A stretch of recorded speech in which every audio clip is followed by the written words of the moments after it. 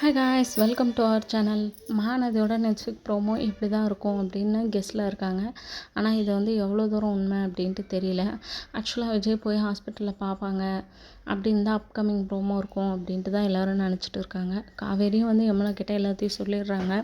இந்த மாதிரி என் மனசில் நெவின் இல்லை, அதுக்கு அவர் நினச்சிக்கிட்டு அதுக்கு நானும் பொறுப்பு இல்லை, எனக்குன்னு ஒரு வாழ்க்கை ஆயிடுச்சு, அது அந்த பாஸ்ட் வந்து முடிஞ்சு போனது என் லைஃப்பில், அதுக்கும் இப்போ என் ப்ரெசண்ட்டுக்கும் சம்மந்தம் இல்லை, அதுக்கு மேலே உன் இஷ்டம் யமுனா, நீ அவர் சொல்கிறது நம்புறப்ப நான் சொல்கிறது ஏன் நம்ப மாட்டேங்கிற அப்படின்னு சொல்லிடுவாங்க. இதுக்கு மேலே எனக்கு எப்படி உனக்கு சொல்லி புரிய வைக்கிறதுனோ தெரியல அப்படின்ட்டு சொல்லுவாங்க.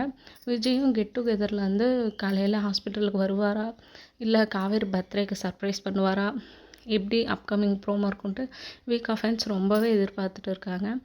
அண்ட் தென் வந்து யமுனாவும் குமரனும் நிவின் இவங்கெல்லாம் வந்து பேசிக்கிற மாதிரி எப்படி இருக்க போகுது, இல்லை அவங்கள பற்றி ஏதாவது ப்ரோமோ வருமா, குமரனை பற்றி சீரியல் இருக்குது இல்லையா அந்த மாதிரி வருமா அப்கமிங் அப்படின்ட்டு வரப்போகிற எபிசோடில் பார்க்கலாம்.